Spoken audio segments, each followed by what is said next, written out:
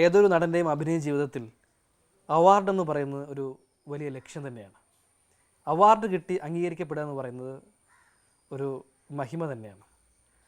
എന്നെ സംബന്ധിച്ചിടത്തോളം ഞാൻ ചെറുപ്പത്തിൽ നാടകത്തിലും ഈ മോണോ ആക്ടിലും അങ്ങനെയുള്ള പല കലാപരിപാടികളിലും പങ്കെടുക്കുമായിരുന്നു. ഒരുപാട് സമ്മാനങ്ങൾ ലഭിച്ചിട്ടുണ്ട്.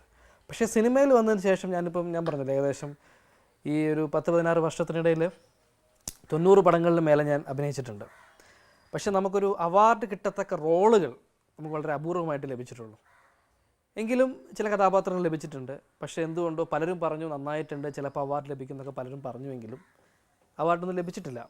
സി പറഞ്ഞ പോലെ പ്രധാനപ്പെട്ട ബഹുമതികൾ ലഭിച്ചിട്ടില്ല. സംസ്ഥാന തലത്തിലോ ദേശീയ തലത്തിലോ അതൊന്നും ലഭിച്ചിട്ടില്ല. മറ്റുള്ള ചെറിയ അവാർഡുകൾ ലഭിച്ചിട്ടുണ്ട്. പക്ഷേ ഈ കഥാപാത്രങ്ങളെല്ലാം തന്നെ തിയേറ്ററിൽ വൻ വിജയം നേടുകയും പ്രേക്ഷകർ അത് കണ്ട് അംഗീകരിക്കുകയും ചെയ്തിട്ടുണ്ട്. ഈ പ്രേക്ഷകർ തന്നിരിക്കുന്ന ഈ അവാർഡ് അത് തന്നെയാണ് ഏറ്റവും വലിയ അവാർഡ് എന്നാണ് ഞാൻ കണക്കാക്കുന്നത്.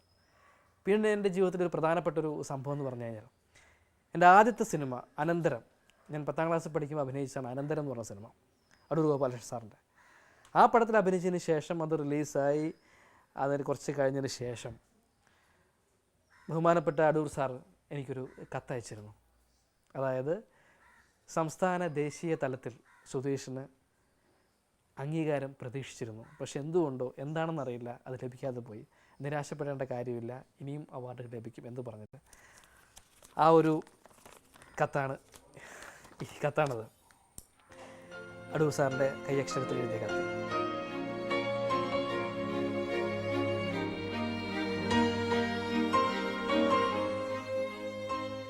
എൻ്റെ കലാജീവിതത്തെക്കുറിച്ച് പറയുമ്പോൾ ഞാൻ പറഞ്ഞു എൻ്റെ വീട്ടിൽ നിന്നാണ് എല്ലാവിധ പ്രോത്സാഹനവും എനിക്ക് ലഭിക്കുന്നതെന്ന്.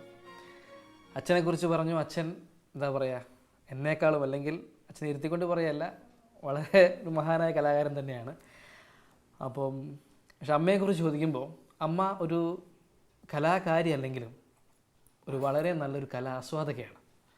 കാരണം എൻ്റെ എല്ലാ സിനിമകളും കാണുകയും വിലയിരുത്തുകയും നല്ല രീതിയിൽ വിമർശിക്കുകയും ചെയ്യുന്ന ഒരാളാണ് എൻ്റെ അമ്മ.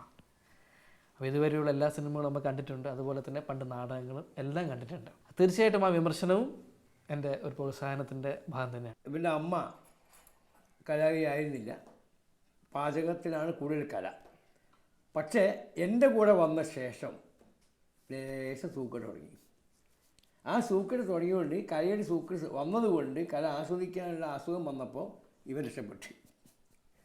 അപ്പോൾ ഇവനെ പ്രോത്സാഹിപ്പിക്കാൻ നിരുത്സാഹപ്പെടുത്താനുള്ള ശ്രമം നടന്നിട്ട് അമ്മേൻ്റെ ഭാഗത്ത് ഉണ്ടായിട്ടേ ഇല്ല. പിന്നെ എന്തെങ്കിലും പ്രോഗ്രാമിലേക്ക് പങ്കെടുക്കാൻ കഴിഞ്ഞില്ലെങ്കിൽ എന്നെക്കാട്ടും അച്ഛനെക്കാട്ടും കൂടുതൽ വിഷമം അമ്മയ്ക്കായിരുന്നു പലപ്പോഴും. എപ്പോഴും പ്രാർത്ഥിക്കലും നല്ല റോള് കിട്ടണമെന്നും എപ്പോഴും മനസ്സിലിപ്പം ആ ഫീൽഡ് തിരഞ്ഞെടുത്തല്ലോ, പിന്നെ അതിന് താല്പര്യം, അമ്മയ്ക്ക് താല്പര്യമായി. ഒക്കെ അമ്മ വിമർശിക്കും. എവിടെ ഷൂട്ടിങ് അവിടെ ഫോൺ ചെയ്യാൻ എങ്ങനെയുണ്ടെന്ന് അമ്മേൻ്റെ കൊടുക്കാൻ പറയും ഫോണ്. അപ്പോൾ അമ്മേൻ്റെ അഭിപ്രായമാണ് എന്നെക്കാൾ കൂടുതൽ വിലയിരുത്തുന്നത്. കാരണം അത് ആത്മാർത്ഥ. ഞാൻ കുറച്ച് ജാട കാണിക്കാൻ സാധ്യതയുണ്ട്, ചെറിയ ആർട്ടിസ്റ്റാണല്ലോ. അമ്മ തുറന്ന് പറയും അതിന് വേണ്ടിയിട്ട്. പിന്നെ അതിൻ്റെ ഏറ്റവും രസം എന്താ വെച്ചാൽ, ഇങ്ങനെയൊക്കെ ആണെങ്കിലും ഞങ്ങളെ പ്രാർത്ഥന പ്രകാരം തന്നെ സുധീഷിനെ പ്രോത്സാഹിപ്പിക്കുന്ന അമ്മയും അച്ഛനും നിൽക്കുമ്പം ഇവിടെ വരുന്ന കുട്ടി, സുധീഷിൻ്റെ ഭാര്യയായി വരുന്ന കുട്ടി ഈ സുധീഷിനെ പ്രോത്സാഹിപ്പിക്കുന്ന ആളാണെന്ന് മനസ്സിലുണ്ട്. നോക്കുമ്പോൾ അവൾ തന്നെ ഒരു കലാകാരിയാണ്, നല്ല ആർട്ടിസ്റ്റ്. അഭിനയല്ല, ചിത്രകാരി, നല്ല ചിത്രകാരിയാണ്. ഞാനും അച്ഛനും അമ്മയും ഭാര്യ അടങ്ങുന്ന കുടുംബത്തെക്കുറിച്ച് പറഞ്ഞു, ഇവരുടെ പ്രോത്സാഹനത്തെക്കുറിച്ച് പറഞ്ഞു. പക്ഷേ ഇതിനേക്കാളൊക്കെ ഉപരിയായിട്ട് എൻ്റെ പ്രേക്ഷകർ തന്നെയാണ് തീർച്ചയായിട്ടും.